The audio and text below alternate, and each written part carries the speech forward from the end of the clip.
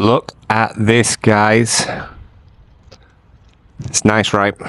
Not the most beautiful day, but you can just imagine sitting here on my rooftop, looking out there, sunset on the horizon. One of the beautiful things about living in this beautiful country. At the sunrise over there in the morning, this is a beautiful building to live in. Very superficial to focus on those things only if you are thinking of moving here, because the novelty does wear off. Believe me, I was living in Tokyo in a tiny one-bedroom apartment, barely any space, and I was just as happy because the life I was living was bringing me satisfaction. I moved to Thailand with my family and my purpose for being here. I think it's really important to have a purpose, especially if you're going to come to somewhere like Thailand. And I think my geographical location here adds a little bit more context to that. It's about 10 minutes down the road there, that beach town that you can see on the horizon there, that is Bangset, which, if you don't know, is a very popular local beach. Not much of a party scene, not a big party town. It's somewhere that families, that locals go to relax, and we like that because that is the lifestyle we're looking for. But even the city on the horizon behind me down the other end, Sriracha, it's about 20-30 minutes of a drive that we're on this road. We're in the middle here. Our actual location is beautiful, but there's not a lot going on out here. But we don't need a lot to be going on. If you're moving out here, starting afresh, you don't know anybody, you're probably going to be searching online, where is the best place to start? Where should you set yourself up? And you're going to see places like Bangkok. Obviously, Bangkok's an amazing city, don't get me wrong. You're going to see places like Pattaya.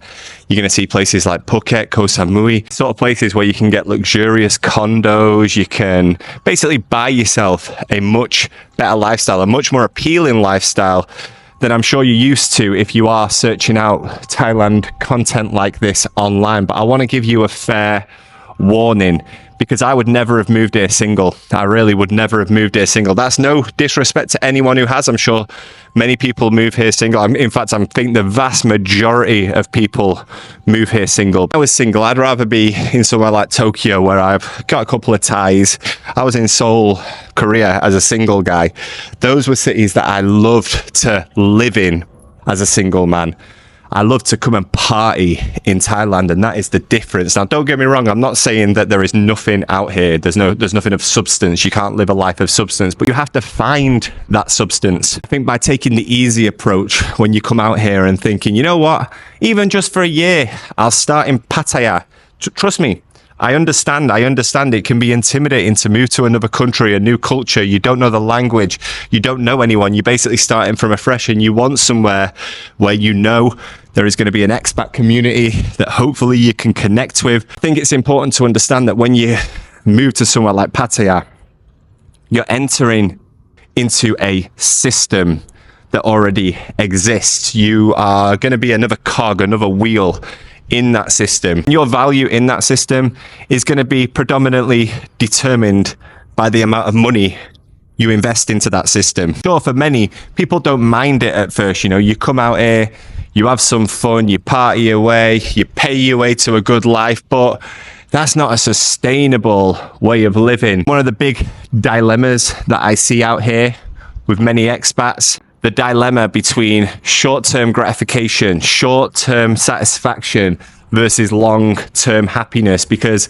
I feel like they don't coexist very well. As I say, I've moved out here with my family, so I've never had to enter into any of those systems. It doesn't make me better than the people who are part of those systems, but I've never had to come out here on my own and make a life for myself seemingly out of thin air. I've done that elsewhere. I've achieved that elsewhere. You know, I found a wife, I've had a baby.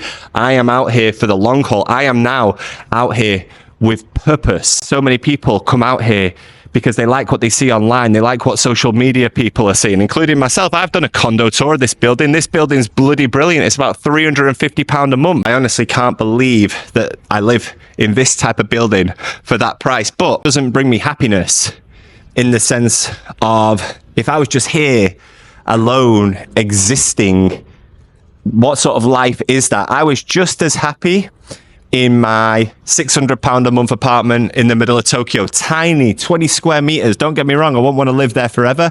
But at that stage in my life, £600 a month, I was thinking, you know what?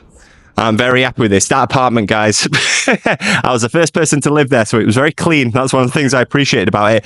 And even before then, my 500, 600 pound apartment in Seoul, in the middle of the mountains at that time, because of my purpose, because of my reason for being at that particular place in life, I was happy there. I knew I was never going to stay in those particular places forever.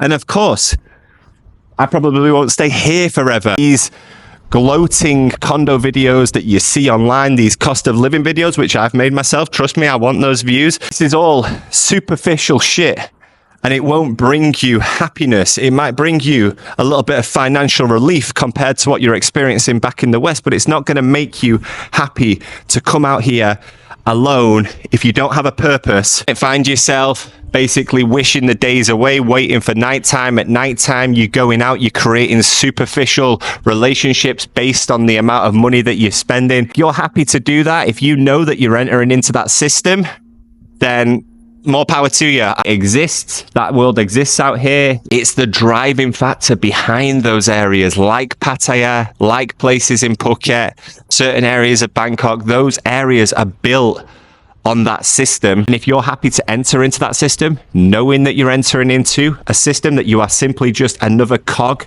putting money into a system, then honestly, I've got genuinely no judgment. Some people won't be thinking that. Some people might be thinking they'll go out 1 year in the system, set yourself up, and from there, you'll move further afield. Now, it would be more difficult to start further afield. Don't get me wrong. I would never suggest anyone to come out here and just ball up in the countryside. If you challenge yourself more at first, in my personal opinion, if you stay away from those areas, if you resist that temptation, that easy gratification, that immediate sense of happiness that you know is not real, that you know you are simply paying for. It's a paid service. Like a taxi driver takes you from A to B, you are simply paying somebody to make you feel good, to listen to you talking, to tell you what you want to hear. It's not real. I think the biggest mistake a lot of guys make is they come out here thinking that soon enough they'll find that girl who's a little bit different, that girl that's been desperate to find you, that's been waiting for you. No, that is just simply another part of the system. Once you're creating relationships on the foundation of investment, those relationships are forever going to be based on the foundation of investment. So I think it's important to be really careful, really realistic about what you're getting yourself into when you move out here. Yeah, this looks great.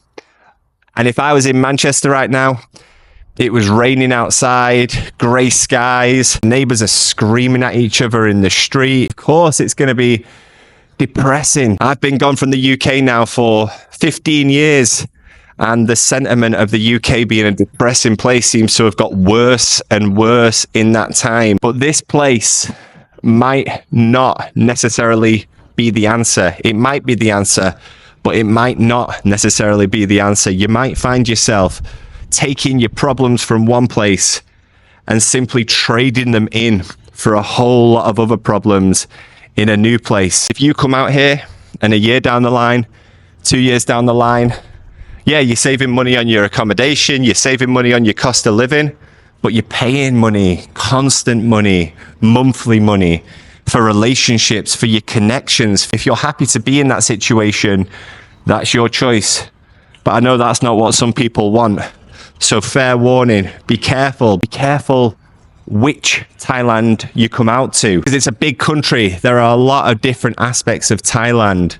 There are a lot of different aspects of Bangkok. That first choice you make, that all important choice of when you land, where is that destination? Where are you going to look to? Where are you going to stay? I've had people messaging me asking for area recommendations. I wouldn't recommend this.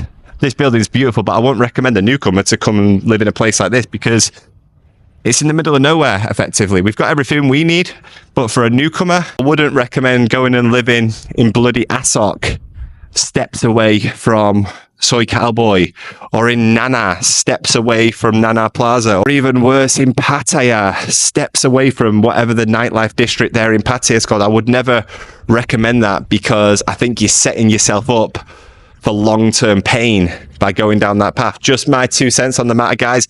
If you agree, cool. If you don't, cool. Let me know. I'll see you in the next one. Have a great day.